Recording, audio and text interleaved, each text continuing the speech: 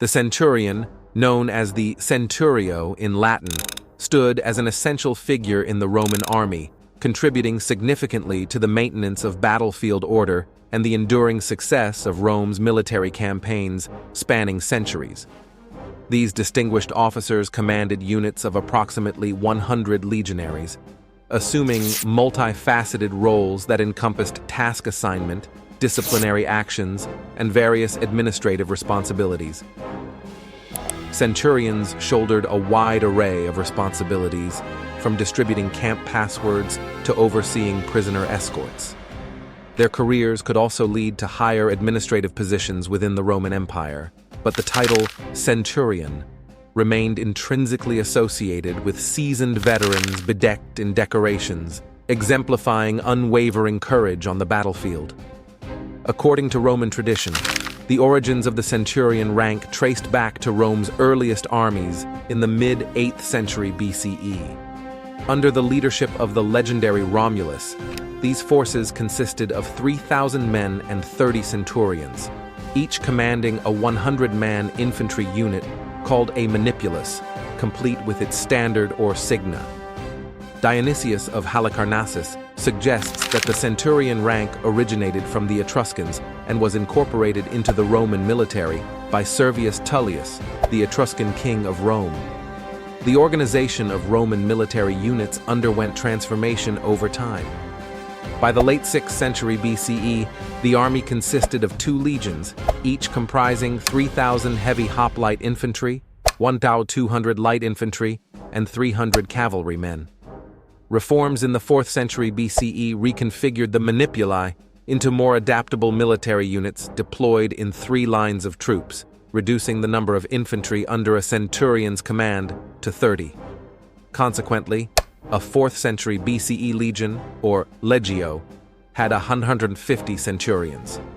Polybius provides insights into the mid-2nd century BCE army structure, featuring 4,000 men per legion, with 30 manipuli and 60 centuria units, each commanded by a centurion. These officers appointed their junior officers, known as optio. The most experienced centurion assumed the right wing. Among them, the primus pilus held the most senior position and had a seat on the military council.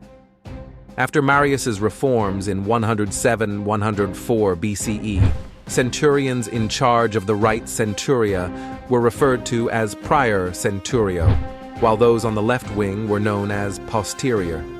During battles, centurions typically occupied the front ranks, resulting in a disproportionate fatality rate. In the 1st century BCE, the army transitioned into cohorts, each comprising 6 100-man centuria. Every legion retained 60 centurions, maintaining their titles of prior and posterior. Seniority hinged on the type of troops they commanded, ranging from the least senior hastati to the more experienced principes and the veteran pili, and the seniority of their centuriae within a particular cohort. Originally, centurions mainly hailed from the lower plebeian class. However, by the 1st century BCE, the rank became associated with the higher equestrian class. Appointment to the post could occur through various avenues, including election, Roman Senate appointment, promotion from within the ranks, or even direct commission without prior military experience. Notably, some centurions received direct appointments from the emperor himself. As the Roman army professionalized, the criteria for becoming a centurion grew more stringent. For the most senior centurion positions, proficiency in administrative affairs became crucial, often requiring the support of influential patrons. Conversely, senior centurions could ascend even higher in the hierarchy, becoming tribunes, prefects, and even members of the Senate.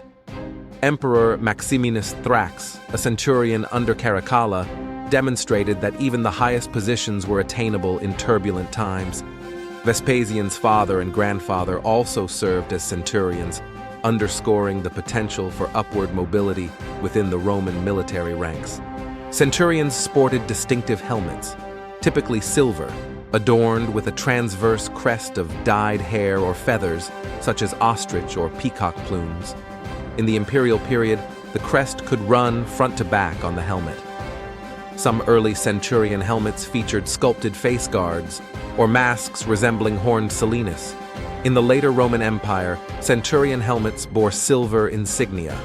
Their armor included decorated greaves and bronze chest plates, which could be belly-shaped, sculpted to mimic muscles, or constructed with scaled armor known as lorica squamata.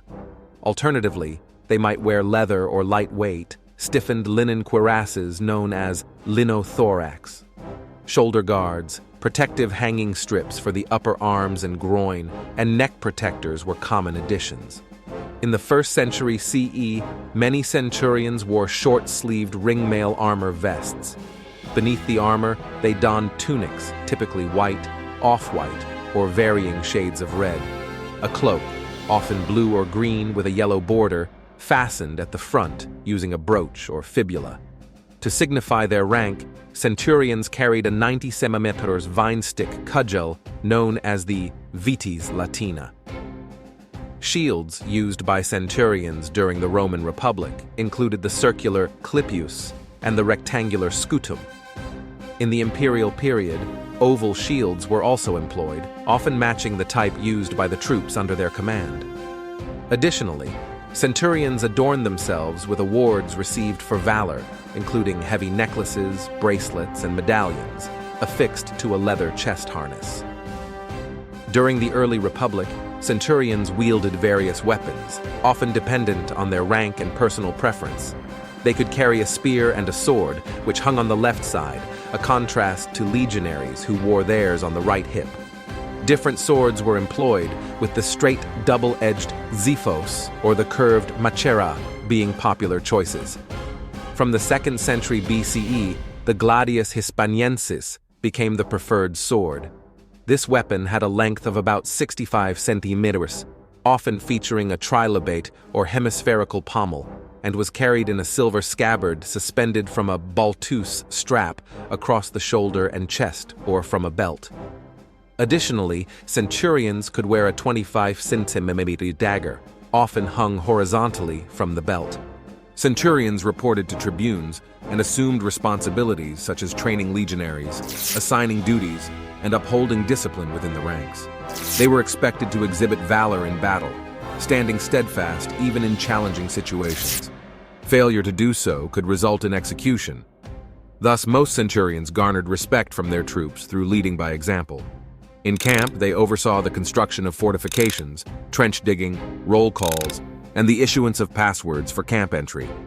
They were also responsible for escorting prisoners, erecting dedicatory monuments, and handling logistical matters like provisioning during campaigns. Centurions held the ultimate responsibility for safeguarding the legion's standards and often undertook special missions, including raids and reconnaissance in enemy territory. By the 1st century CE, they commonly commanded specialized police and intelligence units called frumentarii, subunits of auxiliary forces known as auxilia, which comprised non-citizen soldiers, and units of allied armies referred to as numeri. Experienced centurions might also serve as aides to provincial governors or train troops as exercitores. Senior centurions participated in war councils to devise strategies and engaged in peace negotiations with adversaries. In the imperial period, they served in the emperor's personal bodyguard, the Praetorian Guard, and after 16 years of service, they could join the evocati, who assumed various urban administrative roles, including lucrative positions like town commandants. In the late Republic, centurions received significantly higher pay than ordinary legionaries. They also enjoyed more substantial bonuses from war booty. A clear distinction demonstrated when Pompey granted each centurion a bonus of 1,000 drachmas in 64 BCE, while legionaries received only 50 drachmas each. By the 1st century CE, centurions were earning 15 times the pay of a legionary, with senior centurions earning considerably more. Notably, centurions were known for augmenting their income through bribes, since they controlled duty assignments and recommended promotions for their subordinates.